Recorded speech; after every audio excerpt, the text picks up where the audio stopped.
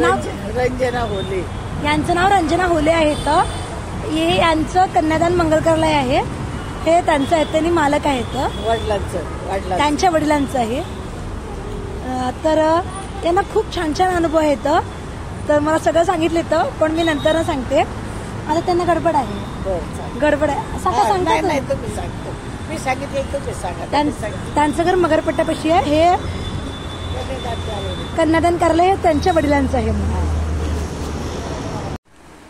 आता ज्या ताईंचं मी अनुभव शेअर करत होते, हे जय श्री कृष्ण, हे त्यांनी दिलेलं आहे. त्यांच्या वडिलांनी 91 वर्षाचे वडील आहेत त्यांचे. हे त्यांच्या वडिलांनी हे भाड्याने दिलेलं आहे कन्यादान मंगलकार्य. वरचं भाड्याने दिलेलं आहे, खालचं आहे त्यांचंच.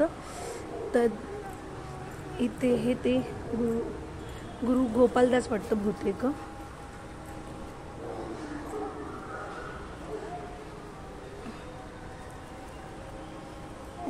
गुरु श्री प्रभुपाद गुरु प्रभुपाद आहेत. गुरु प्रभुपाद.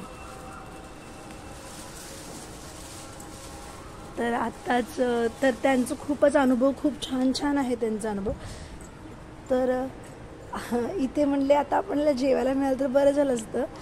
तर लगेचच खिचडी वगैरे तर तिथे दररोज 5 ते संपेपर्यंत 1.5-2 तासात संपतं. खिचडी गरम गरम पोळत होती. इथे आल्यावर परत प्रसाद मिळाला. खूप आनंद वाटला. म्हटलं आता आपल्याला घरी जायला आता वेळ नाही आहे. मी डबा नाही आणले, मला वाटलं मी घरी जाणार आहे. मी त्यामुळे डबा नाही आणले. आणि आता भेटलं जेवण इथे. आणि मग आनंद झाला. तर जेवण करते. 6ची आरती आहे. मला स्वामींच्या मठात जायचं. इथे संध्याकाळी 7ला असते आरती. आहे बघा, 4 प्रकारच्या भाजी आहेत आणि खीर वगैरे आहे. त्यांचा अनुभव शेअर करते जेवल्यानंतर. या जेवायला सगळेजण. नमस्कार, श्री स्वामी समर्थ. बाप माझा पाठक या चॅनलमध्ये मी गीतांजली सज्जय लंगोटे आपलं स्वागत करीत आहे. ज्या तुम्ही रंजनाताईंचं आता अनुभव ऐकणार आहे, त्या रंजनाताई जवळजवळ 65 वर्षाच्या आहेत. त्यांना BP शुगर काय BP आहे, पण तेवढंच नॉर्मलच आहे. पण सकाळी व्यायाम असताना त्यांची सुनबाई योगा क्लासेस फ्रीमध्ये घेते आणि त्याचप्रमाणे ते नियमितपणे व्यायाम करतात आणि विठ्ठलाचे भक्त आहेत. गेली 10 वर्ष ते विठ्ठलाची वारी केली आहेत. आणि आता ते लोणीपर्यंत, मगरपट्ट्या ते लोणीपर्यंत चालत जातात आणि तिकडून परत घरी येतात. आता त्यांना आधीप्रमाणे वाढी होत नाही आहे. पण एकादशीला महाप्रसादाचा लाभ असतो यांच्याकडे आणि हरिपाठ असता, दर गुरुवारी वाचन असतं. खूप छान पद्धतीने ते आनंदाने सांगत होते. ते तुम्ही त्यांचा चेहऱ्यावरचं तेज पाहण्यासाठी मी त्यांना म्हणजे तुमचं थोडंसं व्हिडिओ दाखवते. आणि त्यांना वेळ नव्हतं आणि त्यामुळे ते त्यांचं व्हिडिओ शेअर नाही केले. पण असं तिथे दररोज मगरपट्ट्यापाशी कन्यादान मंगलकार्याच्या बाहेर खिचडी वाटत असतात. गरिबांसाठी येणारे जाणारे खूप गरीबच खातात असं नाही. खूप जण कानाचे जे भक्त आहेत ते प्रसाद म्हणून 1 कटोरी भरून का तुम्हाला 1 कटोरी खावा, 2 कटोरी खावा, 3 कटोरी आणि घरीसुद्धा घेऊन जायला देतात. दररोज एकदम गरम गरम असतं, पोळत असतं. आणि मीही तिथे खात होते. आणि त्या ताई त्यांच्या वडिलांचे ते कन्यादान मंगलकार्य आहेत ते त्यांच्या वडिलांचे ते, आणि त्या ताईसुद्धा खात होते. आणि त्याबद्दल मला त्यांना भेटून मला खूपच आनंद वाटलं. कारण की ते गर्वपणा नाही केले, अभिमान दाखवले नाही, म्हणजे जास्त गर्विष्ठपणा दाखवले नाही. काही माणसांचं स्वाभिमान दाखवण्यामध्ये ना, स्वाभिमानपणा दाखवत नाती तुटतात, असे घडलेले आहेत प्रकार. आणि त्यांच्या बोलण्यावरूनच कळलं की ते सुनेंना किती प्रेम देतात, कसं मिळून मिसळून राहते लोकांमध्ये, कसं एवढं मोठे असून सुद्धा त्यांना अहंकार नाही. आता वरचं भाड्याने दिलं त्यांनी कन्यादान मंगलकार्याचं, ते कानासाठी ते. आणि खालचं हॉल आहे ते तिथे बड्डे वगैरे आणि लग्न वगैरे सगळं चालू असतं. त्यांचे पप्पा आहे 101 वर्षाचे, ते दररोज आरतीला येतात सकाळी.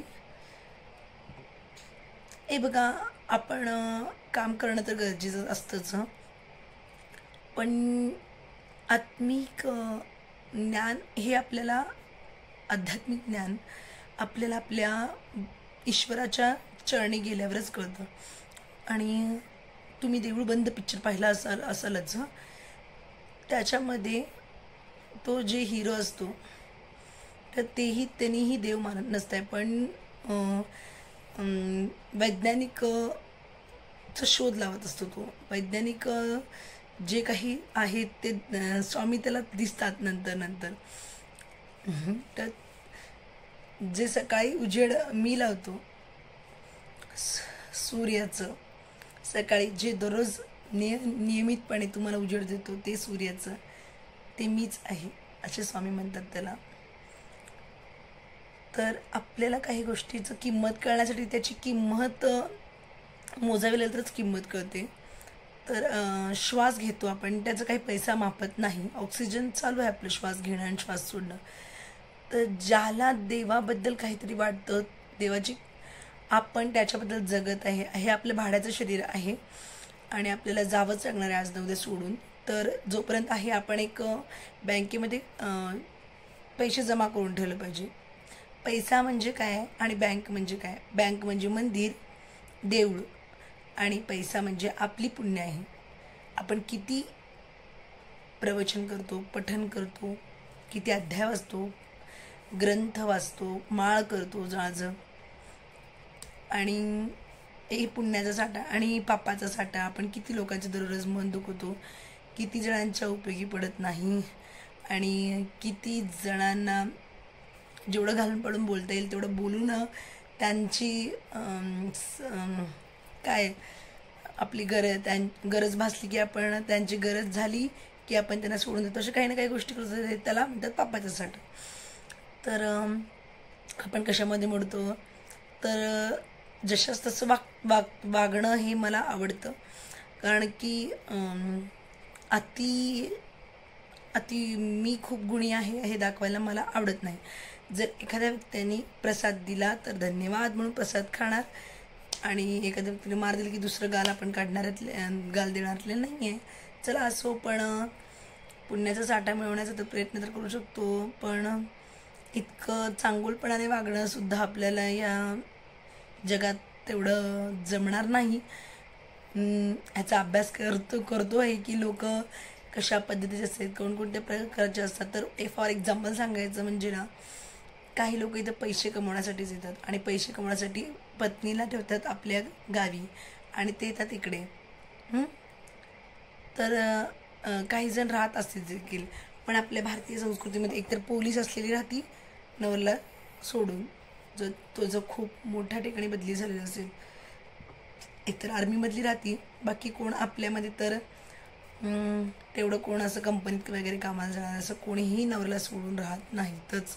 आपल्या भारतीय संस्कृतीने राजस्थानचे राहतात, UP बिहारचे राहतात, पण आता त्यांच्यात पण बदल होत आलेले आहे. आजच सर्वेला गेल्यावर त्यांना मी म्हणले की कसं राहत असतात की काय माहीत, तर त्यांनी म्हणले की आप मिलजुल कर रहते की हां आम्ही मिळूनच राहत असतो म्हणून म्हणले. पण काही बाबतीत त्यांचं आपण सांगू शकत नाही, पण असू दे. तर माणसांचं मी बोलत होते, तर आता ती बाई राहत असेल की नाही, म्हणजे आपल्या तर संस्कृतीत आपण असं राहतच नाही आपण, कारण लग्न झाल्यावर आपण आपल्या नवऱ्याला सर्वच मानत असतो. तर असू दे.